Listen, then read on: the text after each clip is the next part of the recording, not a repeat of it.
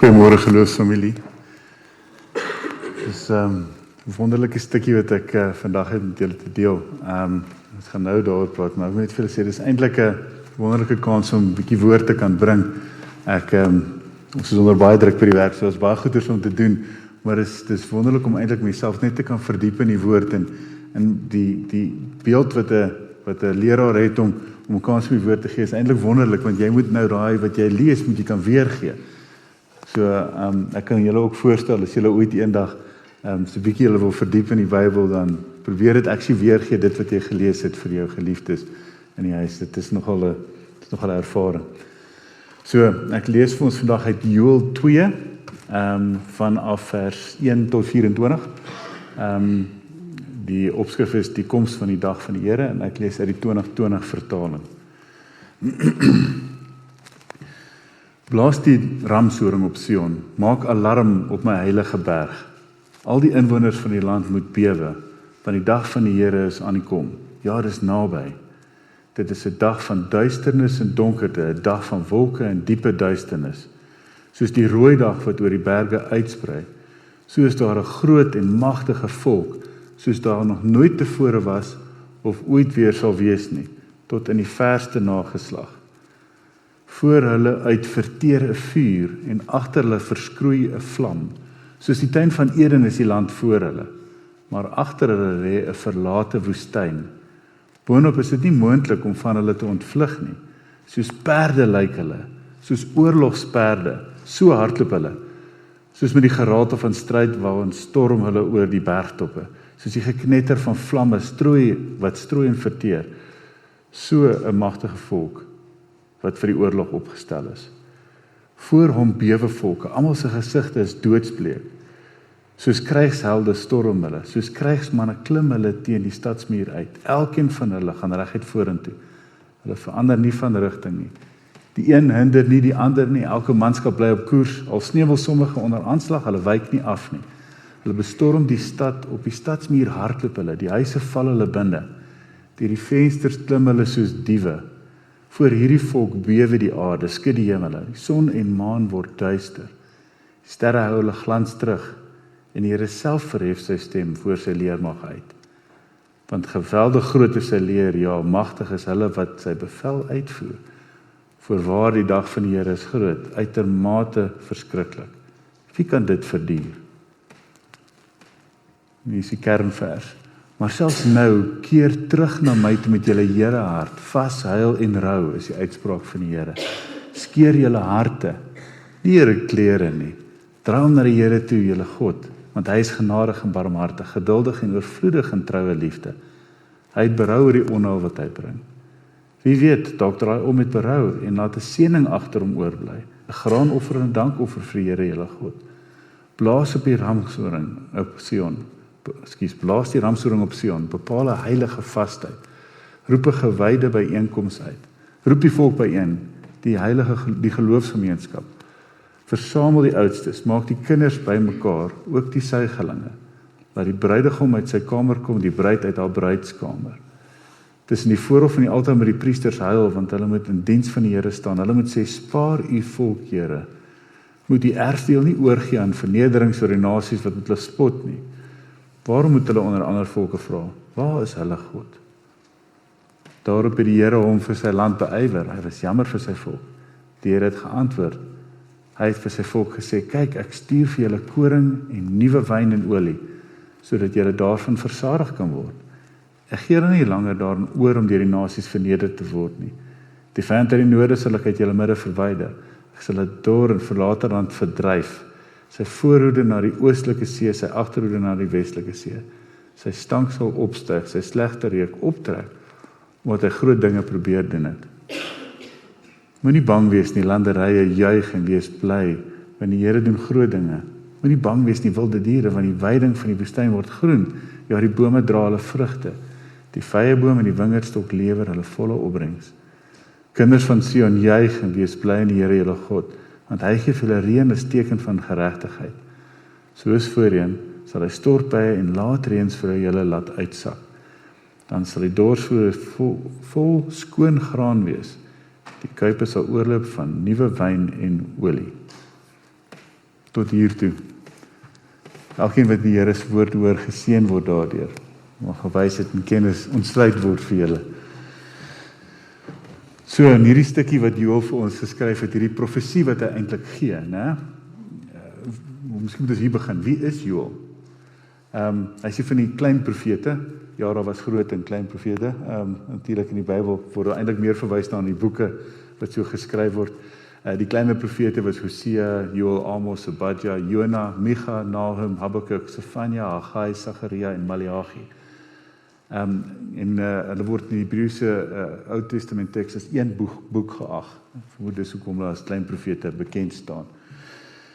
Dit is ook dalk net nodig om te noem dat almal wat die woord of die naam profeet gedra het, moes die woord baie goed geken het. Hulle was gewoonlik geskool en hulle het die Pentateeg wat Moses se 5 boeke is, geken op daai stadium. En om 'n profeet te wil wees is nie sommer vir enigiemand nie, né? As jy Deuteronomium 18 vers 20 lees, dan staan daar 'n profeet wat hom dit aanmatig om in my naam iets te sê wat ek hom nie beveel het nie, moet sterf. So dit was 'n groot rol wat hulle moes vervul en hulle moes versigtig wees met die woorde wat hulle gebruik het. Joël is die 29ste boek in die kanon van die Hebreëse geskrifte. En hierdie boek is die tweede van die sogenaamde klein profete. Daar's min oor Joël bekend, en daar bestaan selfs onsekerheid oor presies wanneer hy opgetree het as profeet. Hulle weet nie, daar was 'n paar natuurrampe in sy tyd, spesifiek sprinkane, en natuurlik sy woorde gaan maar eintlik oor die laaste dae wat sou opkom.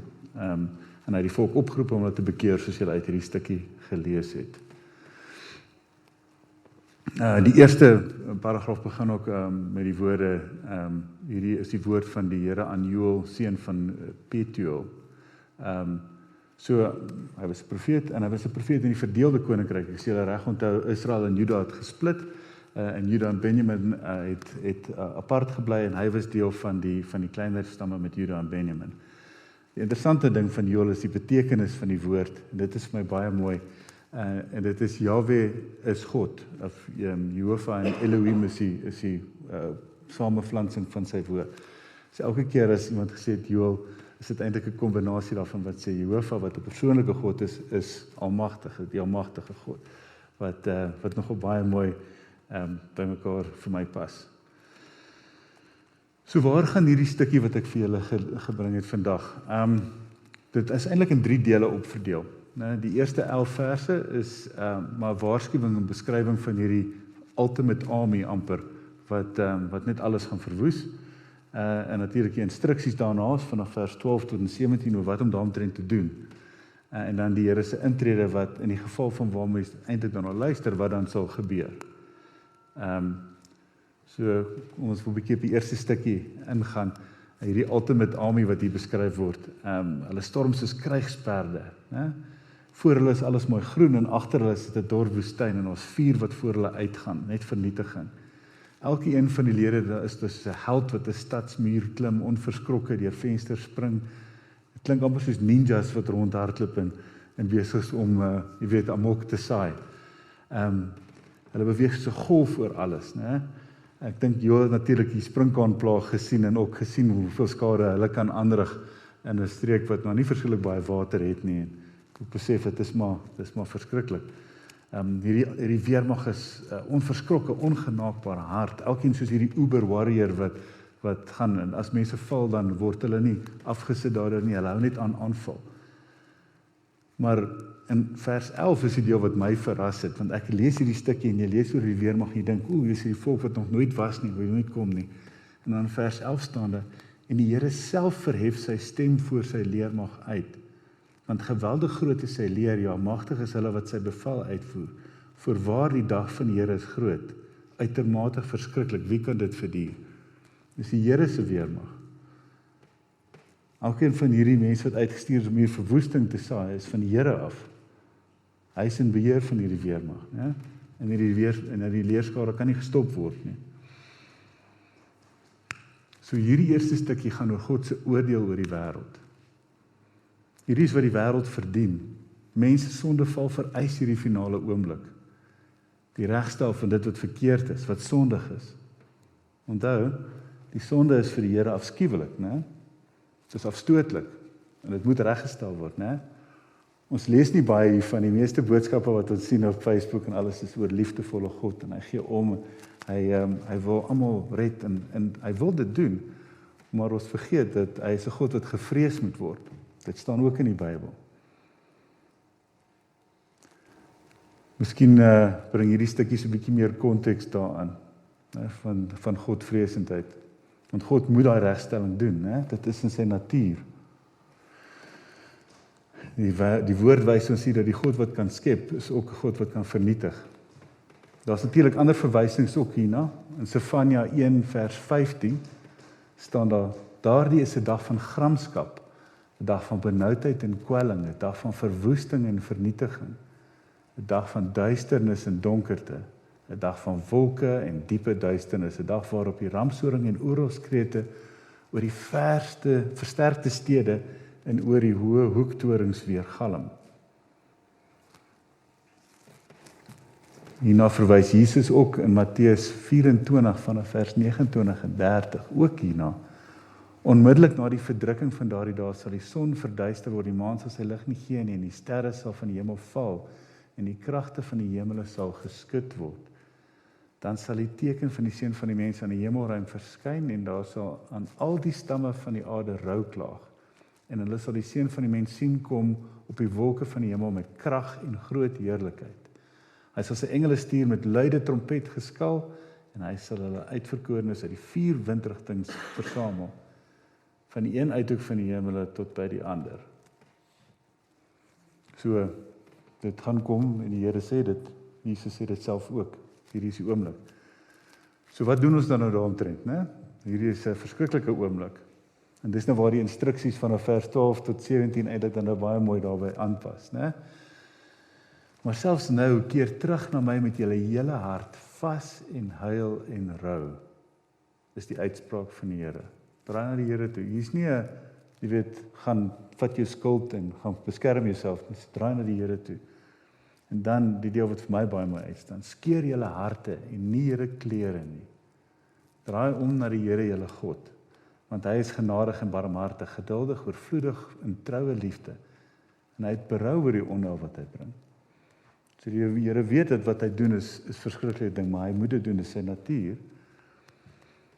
Maar hier staan ook, in daai tyd het mense, soos julle, as miskien as julle al Job gelees het, 'n paar van die ander, as mense berou gehad het, dan het hulle ou klere aangetrek en hulle het geskeer en dit op die ashoop gaan sit. Dit is nou 'n teken van dat jy in rou is. Maar jy sê, moenie dit doen, jy moenie verander en vir almal gaan wys dat jy nou in rou is nie. Hy wil hê jy moet jou hart skeer, jy moet hartseer, jy moet berou hê oor die sonde wat in ons is. En vra vir sy verlossing. Vers 15, blaas die ramshoring op Sion, bepaal 'n heilige vastheid, roep 'n gewyde byeenkoms uit. Hê kerkdiens saam, gemeenskap van gelowiges, hulle ons saam kan loof en prys, né? Roep die volk byeen, heilig die geloofsgemeenskap, versamel die oudstes, maak die kinders bymekaar, ook die suigelinge. Laat die bruidegom uit sy kamer kom, die bruid uit haar bruidskamer. Hierdie is belangrik, hierdie is iets om almal voor saam te kom, soos wat ons op Sondag moet doen, soos wat ons hier is. Tussen die voorhof van die altaar moet die priesters huil, hulle wat in die diens van die Here staan. Hulle moet sê, spaar u volk, Here. Moet u erfdeel nie oorgee aan vernedering sodat die nasies met hulle spot nie. Waarom moet hulle onder die volkere vra, waar is God? Nog steeds hier word geen dade genoem nie. Daar's geen, jy weet, jy neem jou skuld op, soos ek gesê het, of doen hierdie of doen daarin nie. Draai net na die Here toe. Gee net jou hart vir die Here. Dis al wat nodig is. Wy jouself toe aan hom ten volle. In Engels is daai stelling van die hart vir my baie mooi gedoen. Daar staan, rend your hearts, not your garments. En dan kom vers 18 tot 24, waar hy sê, die Here sal terugdraai, hy sal jou genadig wees. Hy sal jou voorspoedig maak. Dis wat hy wil hê vir ons. Dis 'n pragtige stuk wat herstel beloof. As jy maar net God wil leer ken, tyd met hom spandeer. So hoe werk dit? Hoekom is ons in hierdie stukkie? Hoekom is ons in 'n plek waar die Here se verskriklikheid moet gebeur met die wêreld, né?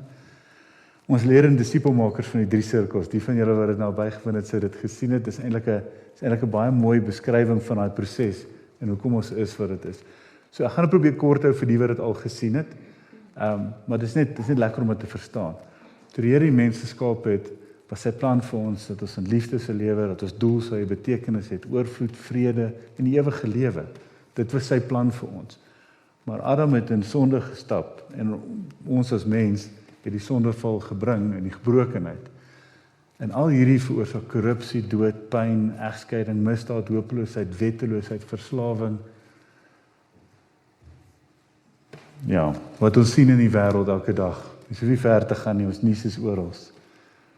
Maar as ons self kan terugdraai en bely dat glo dat God die verlosser is, ons Vader, deur die evangelie wat hy vir ons gebring het, deur Jesus se dood wat hy vir ons gebring het, dan kan hy daai verhouding herstel, dan kan hy sy plan herstel.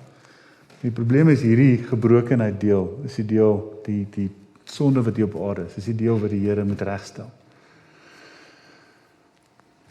Nou, hoe doen mens dit? Baie keer in hierdie wêreld, alles wat ons doen ons met 'n transaksie, né? Ek moet iets gedoen kry, so ek gaan kry iemand om dit te doen, of ek doen werk en ek word betaal daarvoor. Elke aksie gebeur maar so oor die algemeen, né? Dit is maar hoe die wêreld werk. Maar of jy graag na die bergrede toe vat, hier waar Jesus met die volk praat, hy engage hulle op 'n manier wat nog nooit gedoen is nie. Hulle almal hang aan sy lippe, want hy leer vir hulle hoe om te bid, hy leer vir hulle van God die Vader. Hy vertel ons van God se liefde vir ons, en hoe ons moet lief hê, ons moet omgee vir ons medemens. Hy vertel ons van geregtigheid. Maar daar's een spesifieke teks wat aansluit by ons teksvers vandag. Hoor en doen. Vers 21.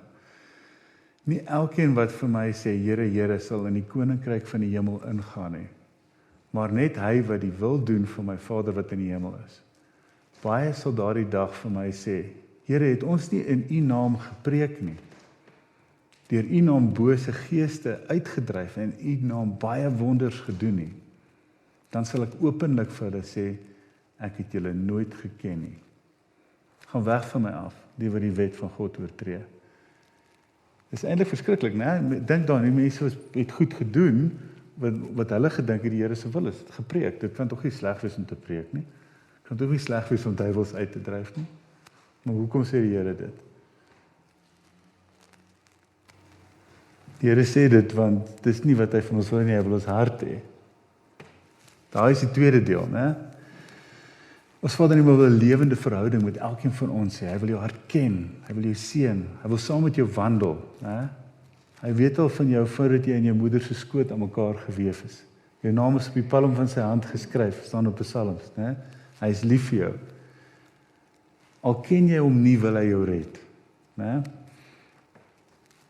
Maar hy soek sy toewyding, ons toewyding tot hom. Dis wat hy wil hê. Jy moet hom aanvaar as jou saligmaker en jou verlosser.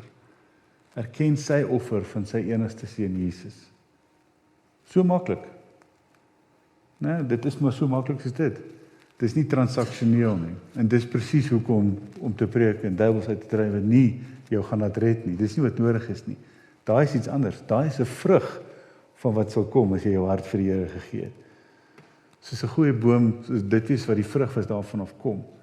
En nog meer belangrik, dis nie transaksioneel nie, want jy gaan dit doen omdat dit is wat die Here vir jou gedoen het, né? Daar's niks wat jy nodig het om te kry daarvoor nie. As jy gaan preek of as jy gaan duiwels uitdryf of as jy gaan spesifiek intree, dan is dit wat vir die verskil gemaak. Ons sien dit baie keer in my werk veral waar ons donateure, mense wat regtig verskil wil maak. Hulle het miljoene opgegaar oor jare en nou sit hulle daarop en nou wil hulle iets daarmee doen, hè? Want hulle het nou hard gewerk in hulle industrie, maar hulle het nie gewerk in die koninkryk nie. Nou wil hulle iets doen. Hulle probeer iets soek om te doen. Dan sê hulle, nee, hulle wil 'n donasie gee, né? $1 miljoen vir die minder bevoorregtes. Ek voer en leer duisende mense. Ek bou kerke. Kyk, ek preek en ek dryf duiwels uit, né? As jy daai goeders doen en jy doen dit want jy het nou hierdie gedoen en jy probeer nou daai gebruik om jou in die goeie boeke te kry, dan gaan God vir jou sê, ek het jou nooit geken nie. Gaan weg van my af, jy wil wat die wet van God oortree. Want ons kan nie die wet nakom nie. Dit is onmoontlik. So die Here moet ons verlos. Ons moet 'n verhouding met hom hê sodat hy ons kan verlos. Ons is nie wonderlik om te weet dat God ons in elk geval gaan red nie. Nee? Hy is lief vir ons en daarom wil hy elkeen van ons red. Elkeen met hierdie boodskap hoor. So, hoef ons dan niks te doen nie? Nee. As jy jouself ten volle aan die Here toewy, dan gaan daai gawes kom, né? Daai vrug waarvan ons nou gepraat het. Dan kom die goeders, die hy wil sy uitdryf, die gaan mense voer, uitgaan, mense na die Here toe bring. Dis wat sal kom uit dankbaarheid. Ek hoop hierdie het julle getref, broers en susters, en ek hoop dit bring julle op 'n punt waar julle goed wil doen en ander kan inbring, sodat hulle ook hierdie wonderlike boodskap kan kry. Kom ons bid saam. Ons Vader in die hemel, Here, dankie Here dat U elkeen van ons wil red, Here. Dankie Here dat al wat U wil hê ons harte is. Here, dat ons kan toewy aan U, Here, dat ons ten volle aan U kan bemaak, Here, sodat ons U perfekte plan vir ons kan leef. Vra Here, dat waar elkeen hierdie boodskap hoor, Here, dat hulle weet wie die volgende stap sal wees, Here, dat U genade en vrede by elkeen sal wees, sodat hulle rustigheid kan hê en die wete dat hulle U kinders is. Here, dat ook na hulle lewens kan kyk en kan kyk waar kan hulle vrug dra, daai wonderlike gawes wat U vir hierdie wonderlike geleentheid wat U vir ons doen, waar hulle ook iets in hulle lewens kan doen, Here, waar ons meer kan wees sout en lig in U wêreld. Ons is dankbaar, Heer, vir U genade. Amen.